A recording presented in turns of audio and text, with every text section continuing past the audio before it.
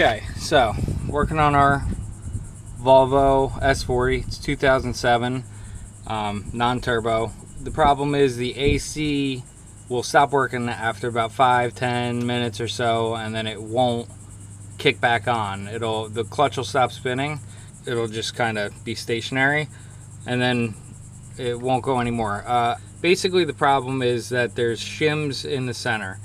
You need to remove a couple shims in order to get the compressor plate to fill in the gap a little bit. It's just from where on the clutch surface you need to take up that gap, so you can take everything off and remove a couple shims that are behind here.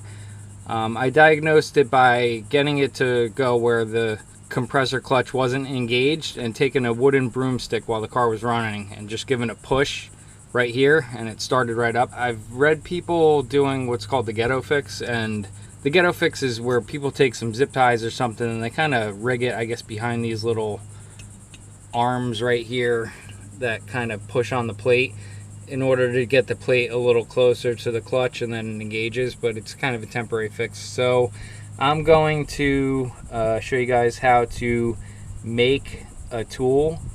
You can rent a couple pullers and run bolts and do some stuff like that. I'm just kind of make my own plate to go attached to right here, and it'll have a hole with a nut welded on that'll push on, not this bolt, but I'll replace this bolt with a different one in the center so that I have something to push on, and then it'll just pop this front plate off.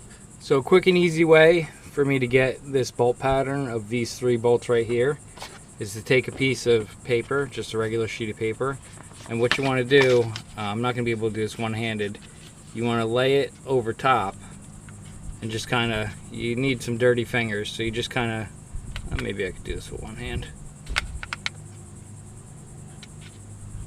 You push over the bolt locations, and then what you're left with is an imprint of your 3 bolt holes. That way you can just take this and use this as a template to cut yourself.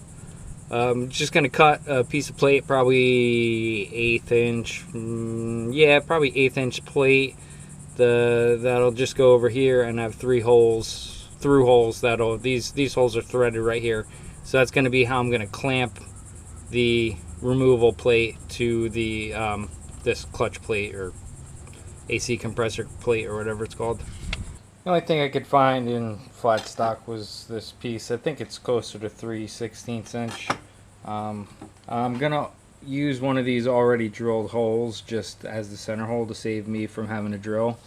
And then I cut the center out of my template, so I'm just gonna get a rough, I'm gonna measure off of the bottom of each bolt hole to the edge of the circle just to get an idea where the center is of everything, and then draw out some lines where I can cut it, and a couple center punches.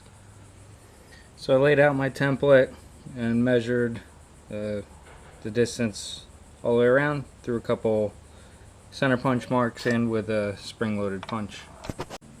And then since the center punch doesn't really make that good of a mark, I come in afterwards with a regular punch and a big ball peen hammer and just kind of make those a lot bigger so you can see, and looks in the center enough.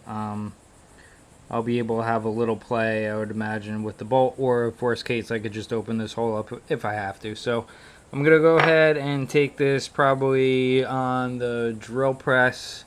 I'd normally do it on a milling machine, but I got some stuff set up for that. So my little drill press, and I'll go ahead and do that while it's still attached. I'm gonna drill those, and then after the fact I'll go ahead and cut this down to shape. It doesn't need to be a triangle. I'm just gonna cut off, I mean, I don't know what I'm gonna do, but I just gotta cut the excess down when I'm finished drilling it. Changed my mind, decided to set it up on the mill. It'll be easier to kind of move between the 3 holes. I have it set up with a centering drill, so I can just kind of spot drill the 3 areas, and I'll step it up to the size I need. Needs to be big enough to pass through an M5 bolt. This isn't the length I'm going to use. I'll tell you guys what length a little later. This is just something I have.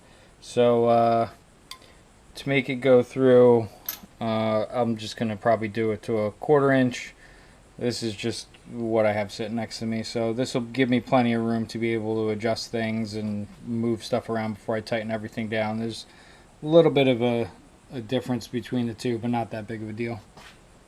Got my 3 holes drilled out and my cut lines marked. You could use a chop saw or an angle grinder, a 4-inch angle grinder with a cutoff disc, something like that. And, I mean, you could even use a jigsaw with a metal cutting blade. I'm going to go ahead and put this on the horizontal bandsaw, stick it upright, and let the saw do all the work.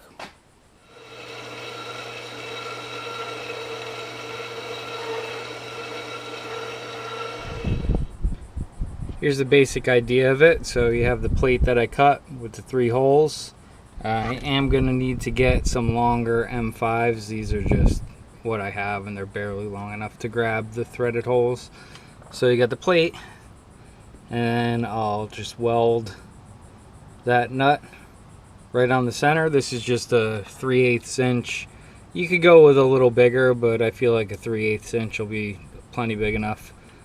So the 3/8 inch nut will get welded there, and then what you do is you have the M6 bolt that's bottomed out in there, not touching the flange of the plate, and then you'll run this in and it'll make contact with the back of the bolt, and that will pop this off. They make tools for this. There's a Volvo special tool, and I got this idea from, you could take some kind of puller you can rent at Advanced Auto and add some bolts and this and that and basically do the same thing, but I figured I'd just go ahead and make something so that'll just go through there and then should pop that right off.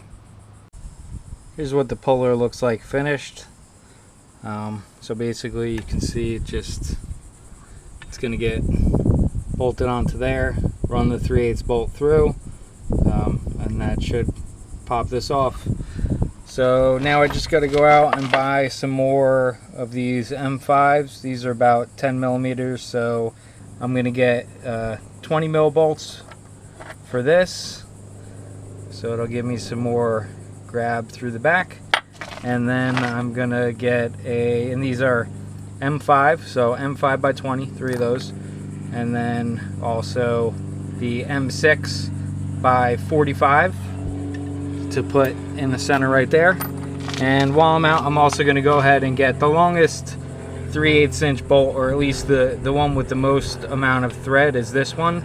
So I'm going to get a bolt that has no shoulder or whatever that is right there. That's pretty much a full thread body all the way, so that just in case, I don't know how far this needs to pull before it actually pops loose, so I just want to, rather than have to go out again, I'm just going to go ahead and get a bolt with a little more thread to it.